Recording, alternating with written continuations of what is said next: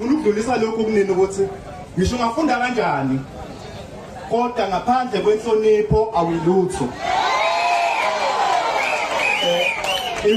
Inhlonipho ke uqala ukuyifunda kuphi ekhaya.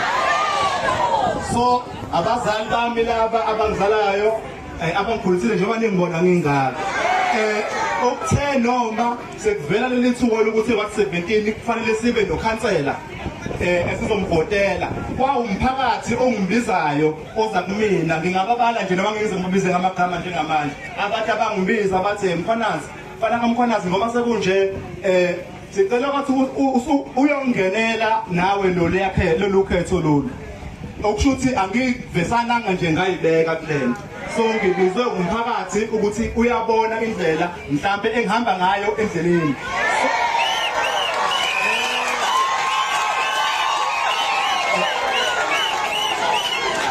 so ngalokho abantu abasha ngifisa ukudlulisa ukuthi ukuyiphatha kwakho ngisho ufunda kanjani kodwa ukuyiphatha kwakho ikhona ukukuvalelayo ikhona ukuvulelayo inkinga. So ngizogcizelela nokugqugquzela inhlonipho kubantu abasha ukuthi abantu abasha babahloniphe abantu abadala abadala. Ngisacela before ngiqhubeke nenkulumo ukunika ubaba nginika uma abingelele bese ngiyakwazi ukuqhubeka.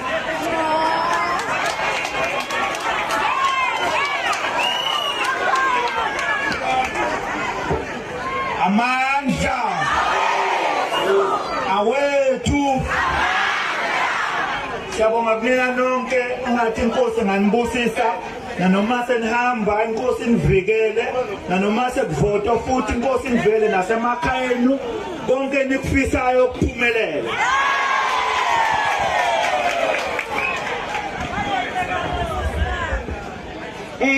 Nginibingelele bazalwane emphakathi wonke wala kwa17. Siyabonga kakhulu ukunibona ningaka. Ngiyabonga nokuthi ngimbone umntanami ukuthi ufanele ukuthi engama phambi kwenu anihole.